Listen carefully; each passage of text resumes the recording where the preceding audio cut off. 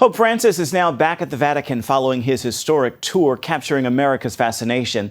And while he made waves in the political world from the White House to Congress to the United Nations, he's also making overtures to different faith groups, including evangelicals. John Jessup has that story now from Philadelphia.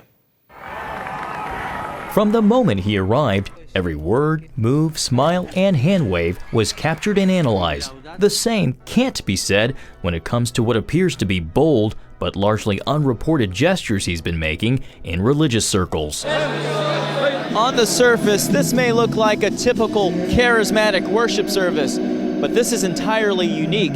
This gathering is made up wholly of charismatic Catholics. Our faith is alive, Jesus is alive, the Holy Spirit is here. While some of his biggest supporters are Hispanic, proud of the Catholic Church's first pope from Latin America, we're excited. It's a blessing to be around such an inspirational person. He's also got a strong base among charismatic Catholics. With hands upraised, they sang in English, Spanish, and French, and prayed speaking in tongues, just like the early church on the first Pentecost.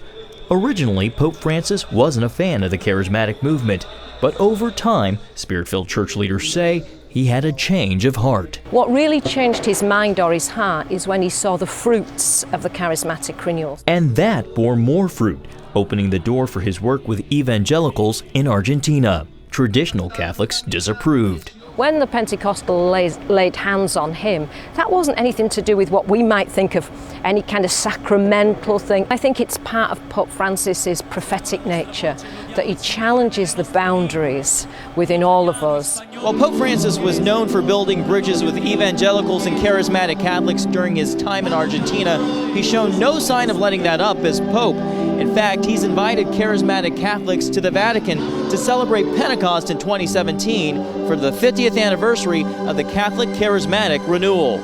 The renewal started in the Catholic Church with a group of college students at Duquesne University, in a sense like sort of Azusa Street in 1901, Topeka, Kansas, and then here in 1967 is the Duquesne Weekend. And the boundaries keep expanding.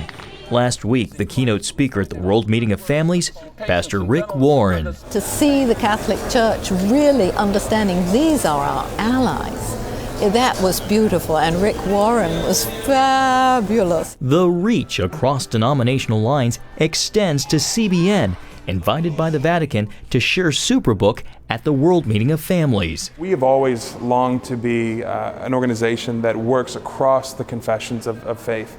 And so we're so excited to see Superbook as being really on the forefront of our ecumenical work in a whole new generation of families. 1,000 free DVDs of the Last Supper were handed out in just 20 minutes. These were priests, these were nuns, these were religious education teachers, teachers in schools. So it was really amazing to see the impact that had and that Superbook is still having. John Jessup, CBN News, Philadelphia.